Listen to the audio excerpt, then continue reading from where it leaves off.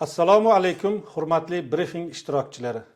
So'nggi yillarda muhtaram yurtboshimiz tomonidan madaniyat va san'at sohasiga ham juda katta e'tibor qaratilmoqda.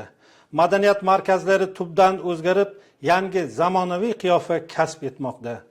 O'zbekiston Respublikasida milliy madaniyatni yanada rivojlantirish, O'zbekistonning yangi tarixini yaratish, moddiy va nomoddiy madaniy meros durdonalarini saqlash hamda targ'ib etish, xalq og'zaki ijodiyoti, havaskorlik san'atini yanada ommalashtirish, yurtimizni jahon madaniy makoniga faol integratsiyalashuvini ta'minlash, madaniyat va san'at sohasini innovatsion rivojlantirishga qaratilgan tizimli chora-tadbirlar amalga oshirilmoqda.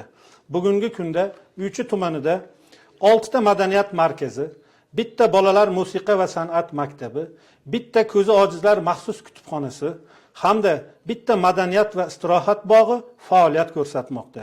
Tuman madaniyat bo'limi xodimlari ham tumanimiz va viloyatimiz aholisini madaniy ehtiyojlari, qiziqishlaridan kelib chiqib xizmat ko'rsatishmoqda. Madaniyat bo'limi tizimidagi madaniyat markazlari 56 ta mahalla fuqarolar yig'ini qamrovida faoliyat olib boradi. Unda aholini, ayniqsa yoshlarni bo'sh vaqtini mazmunli o'tkazish, ularni milliy va zamonaviy musiqa to'garaklariga jalb etish, bundan tashqari tasviriy san'at, qizlarimizni tikish va bichish to'garaklari yo'lga qo'yilgan.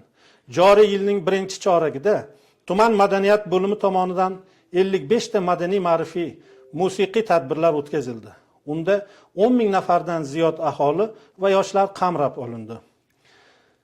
Madaniyat markazlaridagi to'garaklar soni 18 dan tashkil etib, ularda 300 nafardan ortiq san'atga qiziquvchi havaskor yoshlar va kattalar san'at sirlarini o'rganmoqda. Shuningdek, tuman madaniyat bo'limi tasarrufida 2 ta xalq havaskorlik unvoniga ega bo'lgan tarona, ashula va raqs ansambli, Uychi, Tongi folklor xalq havaskorlik jamoalari va bundan tashqari 5 ta badiiy havaskorlik jamoalari hamda Shuhrat medali sohibi, Nihol davlat mukofoti sovrindorlari tuman madaniyat va san'at rivojlantirish yo'lida xizmat qilishmoqda. Ushbu jamoalar har yili mamlakatimizda bo'lib o'tadigan turli festivallar, ko'rik tanlovlar, respublika miqyosidagi tadbirlar, jumladan Navro'z va Mustaqillik bayramlarida faol ishtirok etmoqda. Kelgusida o'z zimmamizga qo'yilgan vazifa va topshiriqlardan tashqari tumanimiz hududidan kelib chiqib, aholi va yoshlarni milliy madaniyatimizga bo'lgan qiziqishlarini orttirish maqsadida bir qancha tashabbusli loyihalar va tadbirlar o'tkazishni rejalashtirganmiz. Yoshlarni milliylik ruhida tarbiyalashga chorlovchi turli kreativ video kontentlar tayyorlab, ularni muntazam ijtimoiy tarmoqlarda berib boramiz.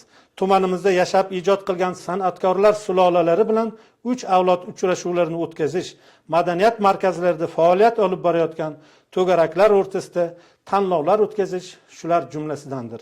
E'tiboringiz uchun rahmat.